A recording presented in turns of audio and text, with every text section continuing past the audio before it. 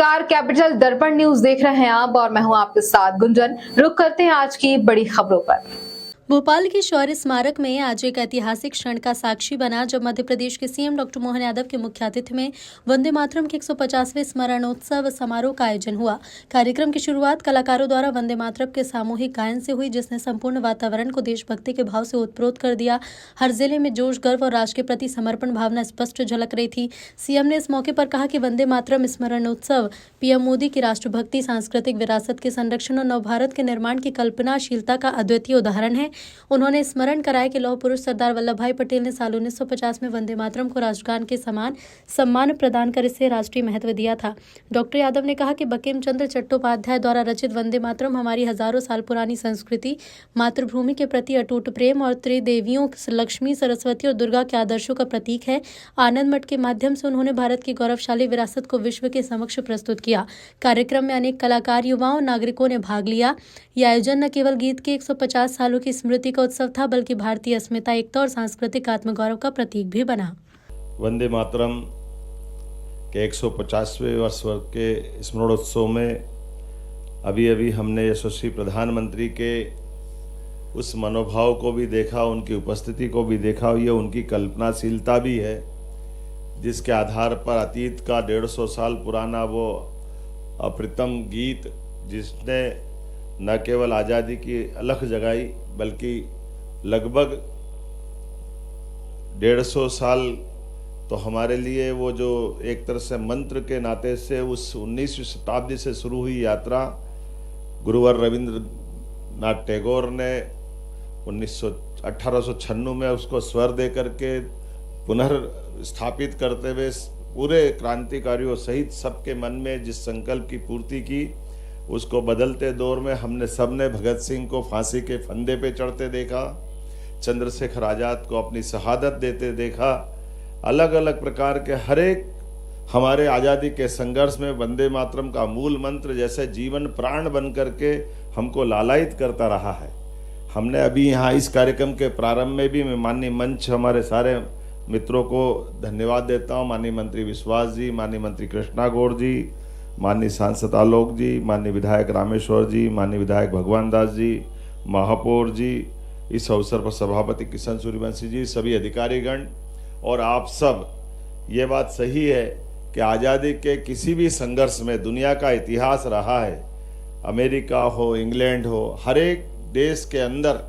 जब आज़ादी की अलख जगती है, उसका अंदर का संघर्ष अपनी मातृभूमि की तरफ, ललक की तरफ बढ़ाता है। ऐसे में यह शब्दों की रचनाओं से नए प्रकार का स्पंदन होता है, नए प्रकार के मन में संकल्प आते हैं और हर एक व्यक्ति अपने देश के उस मूल मंत्र के आधार पर राष्ट्रभक्ति के गीत से अपने गौरवशाली अतीत के, भविष्य के देश के लिए अपनी पहचान बनाता है। और यही कमोबेश हम हर एक देश के गीतों के साथ देख सकते हैं। अमेरिका का क्राइसिस वाला समय हो, इंग्लैंड का विद्रोह वाला समय हो, भारत का अपना, हमने जब यद्यपि वंदे मातरम का आनंद भी देखा, लेकिन इस कार्यक्रम के प्रारंभ में कदम कदम बढ़ाए जा, खुशी के गीत गाए जा, ये जो हमारे भी स्वरबद्ध रचना को हमारे पुलिस बैंड ने जो प्रस्तुत किया है, इस प्रस्तुत करने वाले गीत में ये हमारे आज़ादी के नेताजी सुभाष चंद्र बोस के उस आज़ाद हिंद फौज से जुड़ता हुआ दिखाई देता है। यद्यपि बनाया गया था दीक्षित जी ने गीत, बाद में कविवर राम सिंह ठाकुर जी ने इसको स्वरबद्ध करते हुए संशोधित रूप में दिया है। और ये आज़ादी का अपना अब एक तरह से संघर्ष वाले उस सारे दौर के दरमियान ये भी एक अपना अलग दौर में पहुंचा। और इतना ही नहीं, जैसे हमने अगर बंकिम चंद्र चट्टोपाध्याय जी की बात अगर करें तो ये संस्कृत के साथ जोड़ करके वर्णवाल जी ने सही कहा अपने भाषण में, लेकिन मैं उसी में ये बात भी बताना चाहूँगा, इस गीत की रचना में हमारी प्राचीन संस्कृति की त्रिदेवी कल्पनाओं को जोड़ने का प्रयास किया गया है, जिसके माध्यम से एक तरफ हम अपनी दुर्गा दशप्रहरण धारणी दुर्गा की ताकत से हमारे अपने अतीत के गौरवशाली पृष्ठ में हमारी अपनी सांस्कृतिक विरासत पे भी हम गर्व करते हैं। और कमला कमल दल विहारिणी, इसका मतलब महालक्ष्मी का भी स्मरण करते हुए इस गीत के माध्यम से जोड़ने का, और हमारी सांस्कृतिक विरासत में महालक्ष्मी का जो प्रताप है ये उसके प्रति भी नमन है। और वीणा जो हमने अपनी माँ सरस्वती के प्रति जो इसमें कल्पना की है, कामना की है, यद्यपि चटर्जी ने इसको स्वरबद्ध करते हुए और इसकी लिपिबद्ध करते हुए आनंद मठ नामक उपन्यास के माध्यम से दुनिया के बीच इस गीत को रखने का प्रयास किया और वहाँ से उठा करके अंदर की जो अंतरतम भावना, ये हजारों हजार साल वाली हमारी गौरवशाली उस प्रतिष्ठित भावना का पुनर्जागरण का एक काल था, जिसके कारण से हम आज भी उस भावना के आधार पर लोग बड़े गजब है। इस मामले में भी देखना चाहिए कि हमारी ये त्रिदेवियों की कल्पना हजारों हजार साल वाली, जो समझदार है वो नादानी से चुप रह करके हमने इसके कष्ट भी, जब आज़ादी के अलख में जिस मंत्र के रूप में ये सबको एक तरह से आंदोलित करता था, लेकिन आज़ादी के बाद देश के साथ जब हमारा अपना गीत का अपनाने का मौका आया तो कहीं ना कहीं देश ने इसमें दिग्भ्रमित भूमिका अदा की। बड़े कष्ट के साथ कहना पड़ेगा, आज वो दोबारा दोहराने की जरूरत नहीं, लेकिन वो दर्द तो सबके मन में होगा ही, जिस मूल मंत्र के बलबूते पर आज़ादी के सारे संघर्ष में बड़ी भूमिका हुई। और वो हमारे गीत 150वीं जयंती के अवसर पर जब हम बात कर रहे हैं तो उस इतिहास को भी देश को जानने की आवश्यकता है। आज के इस अवसर पर मैं माननीय सरदार पटेल को पुनः स्मरण करना चाहूँगा, जिनका 150वां वर्ष है, जिन्होंने 1950 में फिर इस बात को भी स्थापित किया कि राष्ट्रगान और राष्ट्रगीत दोनों का महत्व होना चाहिए और दोनों पूरे देश के अपनाते हुए एक तरफ हम जनगण मन पे गर्व करते हैं, एक तरफ वंदे मातरम पे भी गर्व करते हैं। आइए हमारी अपनी इस गौरवशाली अतीत को जानते हुए हम सब भगवान श्री राम की जननी जन्मभूमिश्च स्वर्गादपि गरीयसी उस भाव के आधार पर वंदे मातरम का भी स्मरण रखें और हमारे अतीत के इस बहुत